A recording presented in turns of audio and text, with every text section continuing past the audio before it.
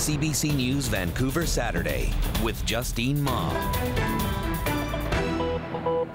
Good evening. Thanks for joining us. Halloween is tomorrow, but the parties are tonight, at least for grown-ups, and according to Vancouver police, gang members too. Thanks, Peter. Welcome to Vancouver Late Night. I'm Justine Ma. Thousands of British Columbians have recently had CT scans and ultrasounds read by unqualified doctors. It's been in Vancouver's West End for 100 years, but plans to build a high-rise could mean the end for a neighborhood church.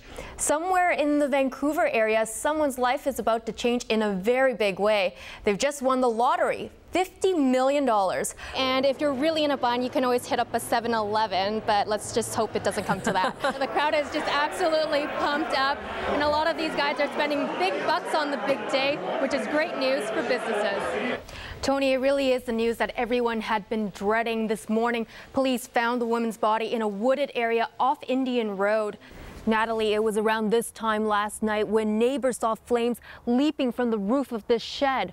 One of them rushed to the scene just in time to free the 56-year-old man trapped inside. Right now, there are signs like this warning visitors not to drop anything into the pool. But even kids can climb onto this ledge here and lean over with their hands. Protected. She ran in front of the cougar. This is Angel, moments after she was pried from a cougar's mouth. She's beaten and bloodied, but all she cares about is her best friend, Austin Foreman. The drama started when the two went outside to get firewood. I knew maybe something was up, I didn't know what, because she just was following me everywhere. Austin stopped to take a break. That's when a cougar charged at him from the bush. Angel came running as fast as she could and jumped over the lawnmower here. She jumped from right there up over the lawnmower, and as she landed here, the cougar had come from somewhere over here and jumped and tackled her inside underneath there. And that's when I ran inside this door here. The family estimates Angel and the cougar battled it out under these stairs for nearly 20 minutes. And at one point, the family thought Angel was dead. And I said to the kids, she's dead, she's gone. All we can do now is make sure that cougar doesn't get away from here and go after somebody else's pet, or worse yet, some child in the neighborhood. It looked bad. The cougar was chomping down on Angel's neck.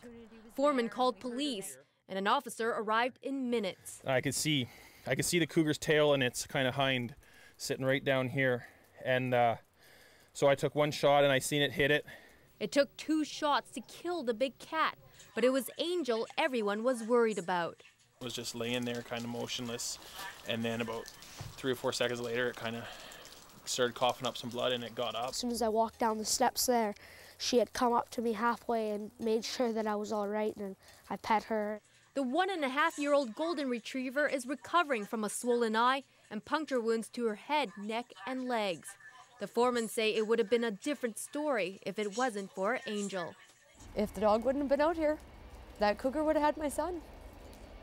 And we wouldn't be standing here like we are today, so.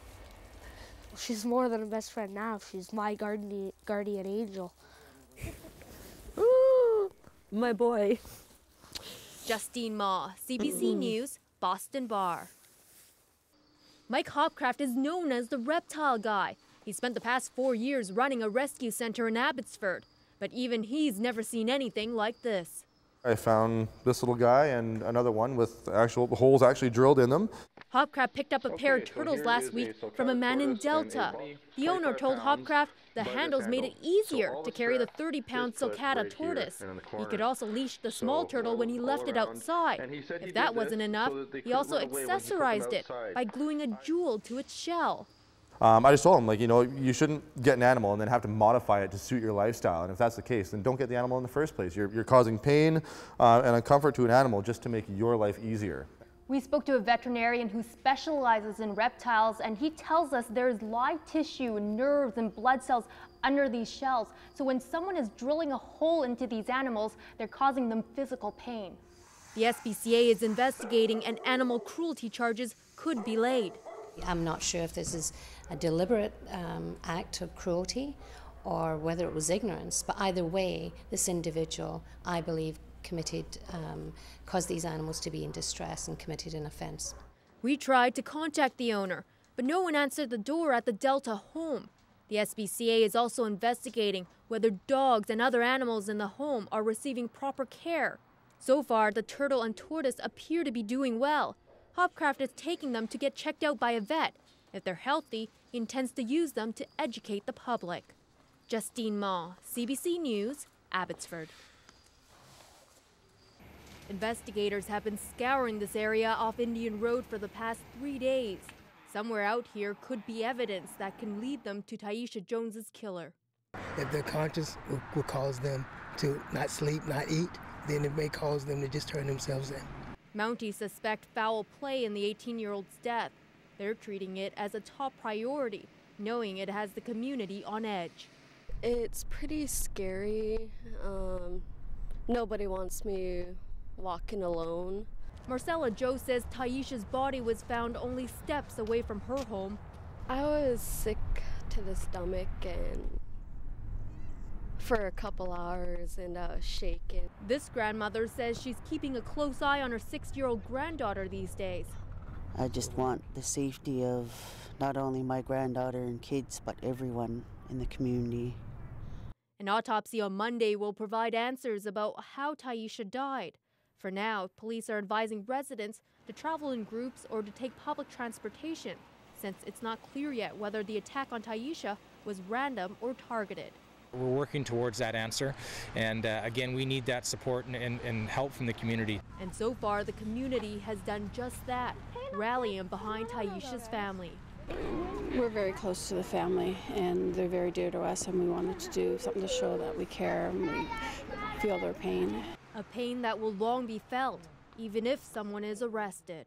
It's getting harder by the day, and I'm trying to keep it together. But sometimes I know, I'm going to break down. Justine, CBC News, Vancouver.